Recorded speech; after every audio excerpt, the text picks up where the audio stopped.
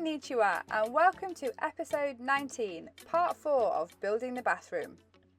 This is not a sexy or an exciting episode, it's full-on concrete construction work, and I can tell you now, I am very happy it's all over. In the last episode of Building the Bathroom, we showed you how we installed a window into the wet room.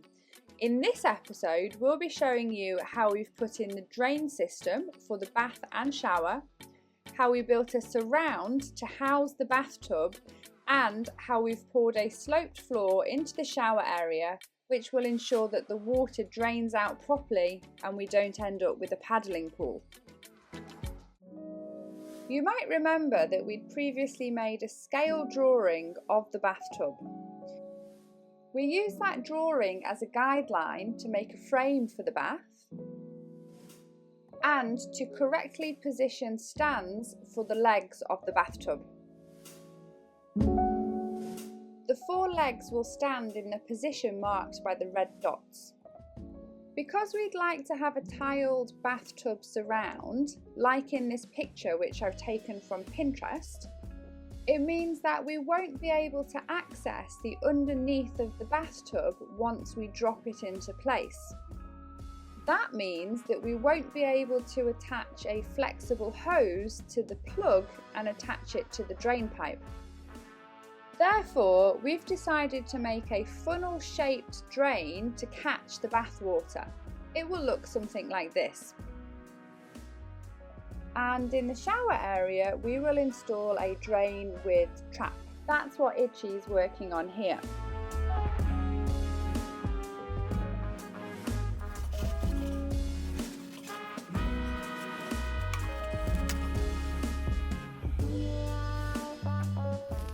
This is a fairly standard basic drain unit that we ordered online for about 9,000 yen, which is about $80 US.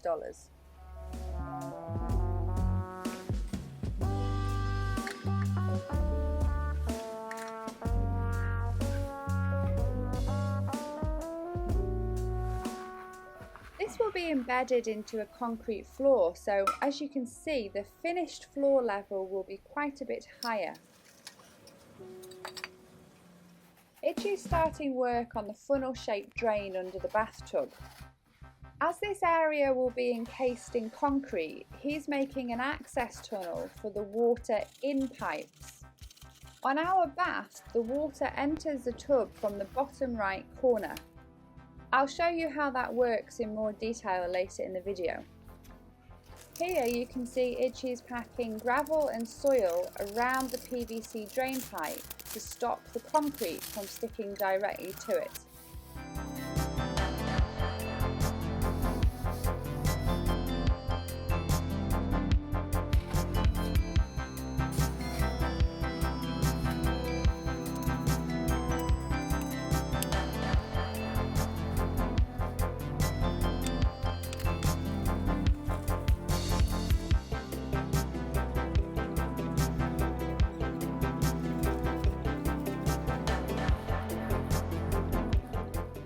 Here, Itchy is securing and embedding the access tunnel for the water in pipes.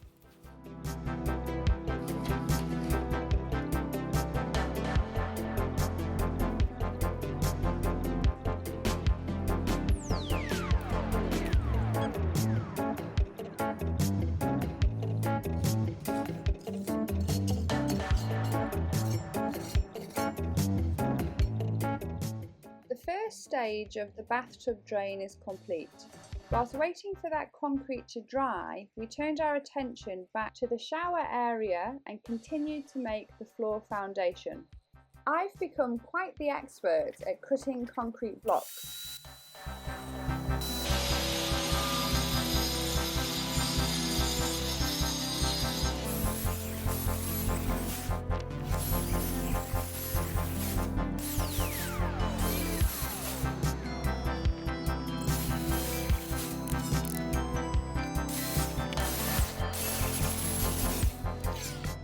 This is the 56th concrete block going into our bathroom. Can you guess how many we'll have used by the end?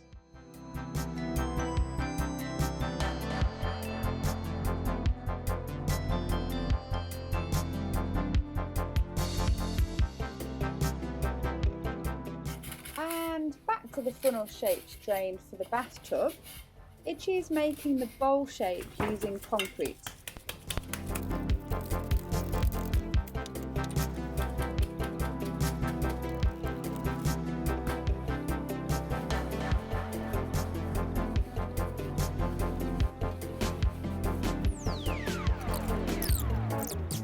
The second stage of the bathtub drain is now complete. We've got one more to do. And it's back to the block work. The bathtub surround is starting to take shape. The top layer requires the blocks to be cut down to about half the height. It's a lot of work.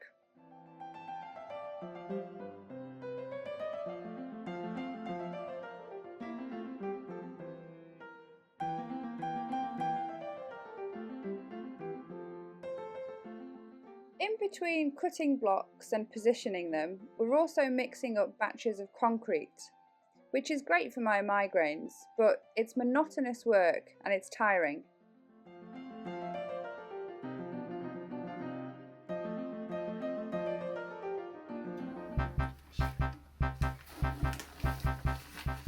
We're jumping back to the final stage of the funnel-shaped drain now. Itchy's mixing up a batch of waterproof mortar.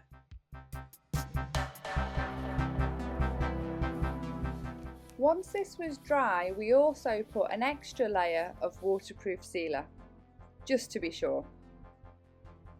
At this stage, we're up to 75 concrete blocks. Have you made your guess on the final number yet? With the funnel-shaped drain prepared, we turned our attention to the underside of the bath.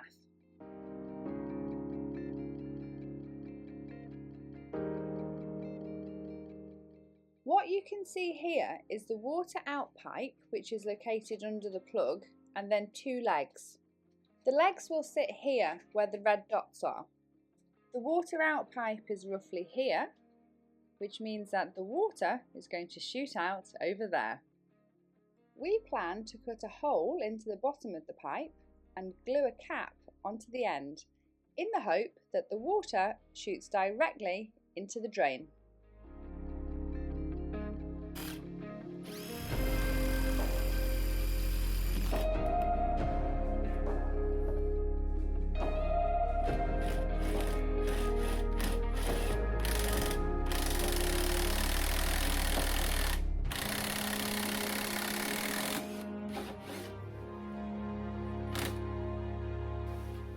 That's the hole in.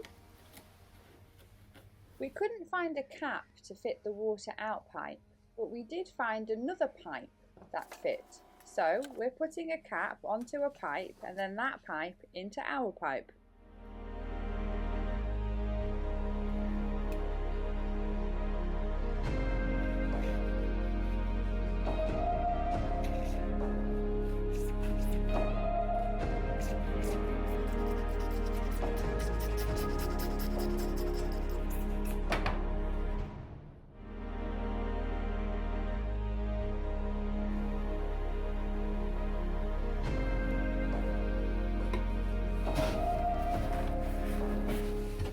That's the cap on the pipe getting glued in, and the job is complete. Will it work? In order to test the new drain system, we first needed to set up the height of the bath properly. We want to get the lip of the bath about 5mm above the top of the concrete block. We can adjust the height of the bath by turning the little legs underneath. It took us 4 adjustments before we got it right, and that bath was really heavy. Once we were happy with the height, we got the hose pipe and prepared for a water test on the drain.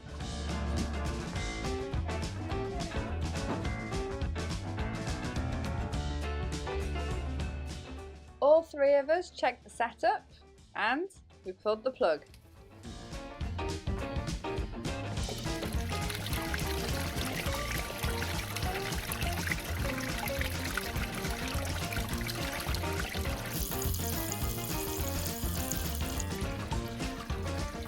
Oh, it's good.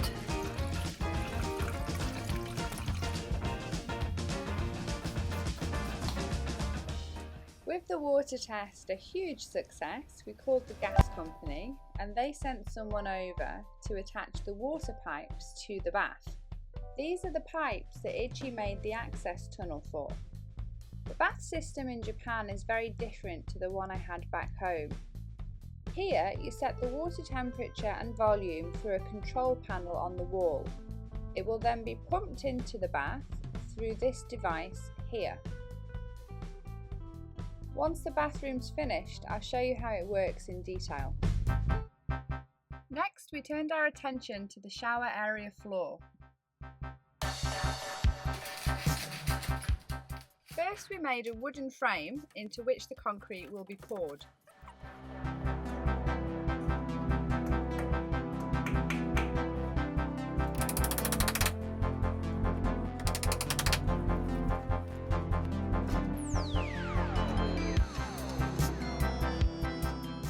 And then Ichi marked out the slope. We read online that there should be a 1.3 centimetre drop for every 30 centimetres of distance. The distance between the drain and the far end is about 1.5 metres, which means that we would need about a 6.5 centimetre drop. It seemed quite big to us, so we made ours lower at 3 centimetres. After marking out the slope, we continued building.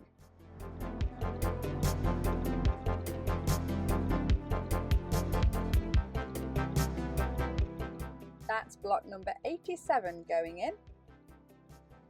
We cut 2 pieces of polystyrene board to put into the shower room floor.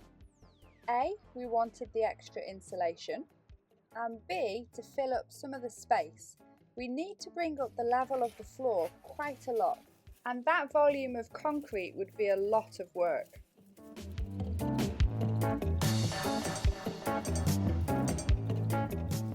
You can see where the final floor level will be from the tape stuck on the bath surround.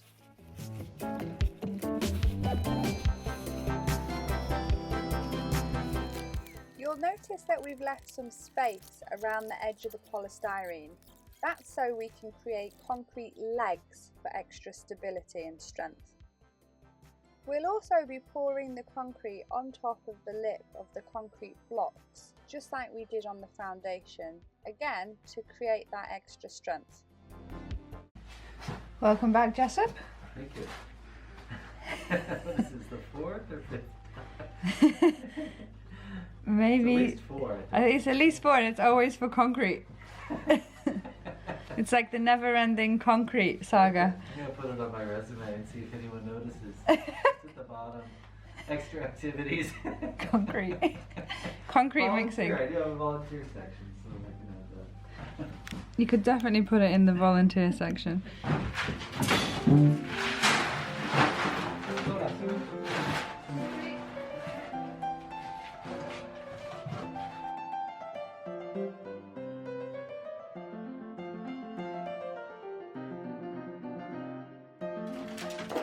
We added some iron mesh into the floor, again just to reinforce the strength.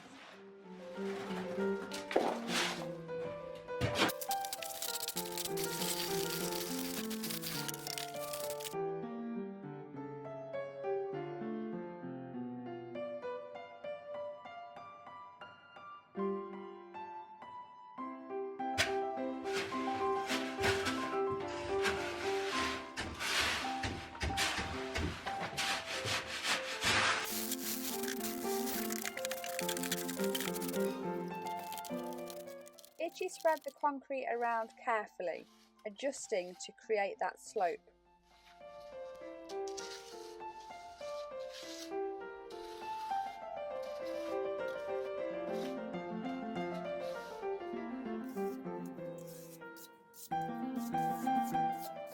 In addition to there being a slope on the long side from the back to the front, there is also a slope on the short side from the right to the left, to make sure that we don't end up with a puddle of water in the front right corner.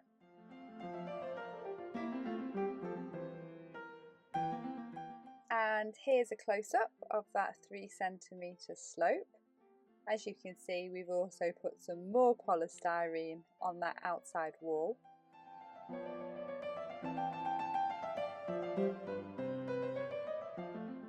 And with the slope complete, we got back to building. We were originally planning on building some niches into the walls to put our shampoos and soaps, but given the bathroom has taken us so much longer than we ever could have imagined, we have decided to abandon that idea and instead add on a much simpler shelf, which is what you can see Itchy building here. Last one. And lo and behold, yes, that is the last block going in. It is number, drum roll please, 104.